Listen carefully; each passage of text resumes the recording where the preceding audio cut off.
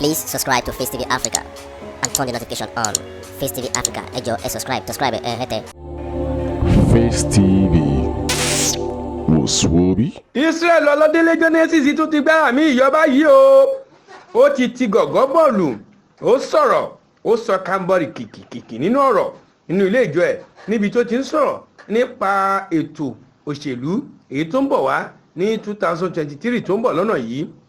Gbogbo àwọn ẹ̀yà èyí tó jẹ́ ṣe pé wọ́n ń gbé àpótí láti dìbò àbí tí wọ́n díje fún ipò ààrẹ orílẹ̀-èdè yìí.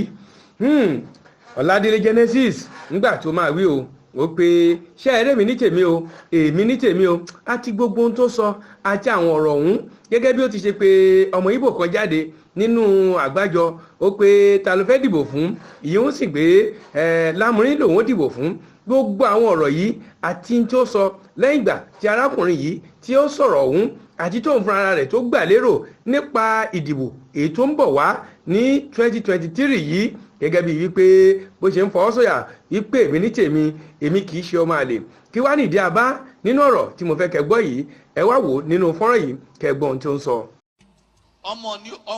ọmọ ẹni ò kì í ṣèdí bẹ̀bẹ̀ rẹ̀ ká fi sí di ẹlòmíì ṣáà kì í ṣe ọmọ Yorùbá mọ́ ni tí Ìgbò bá dúró tira wọn máa dúró tira wọn pa ni táwùsá bá dúró tira wọn máa dúró tira wọn pa ni bí o tiẹ̀ mọ̀ ṣe ẹ tiẹ̀ fún ní chance yẹn wò. Give him the chance to do. Come. I've been using Yoruba, you are confused. I want to preach. Who are you voting for? Who you want to vote for? Obi? Malo? Come. You know what? You know what I just did? God bless you. Amen. God will bless you. Amen. You know what I just did? Ọmọ Yíbò ni.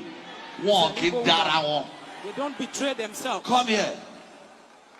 Give me your account tomorrow morning.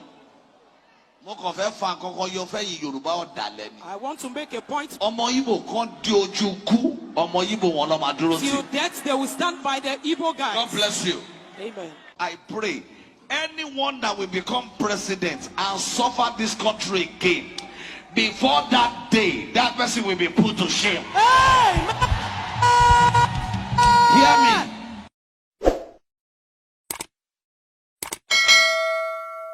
Sorry, I don't care if I'm controversial this week.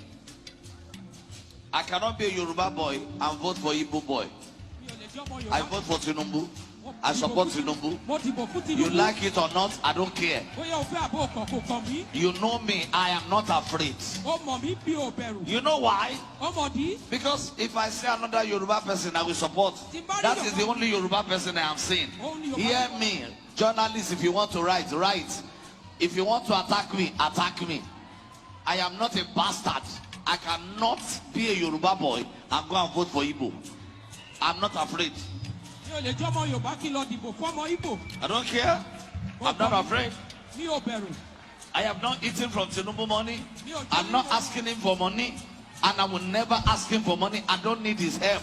God is my helper. But I am a prophet. If you are one of the youths they are bribing, or some people they are gathering together,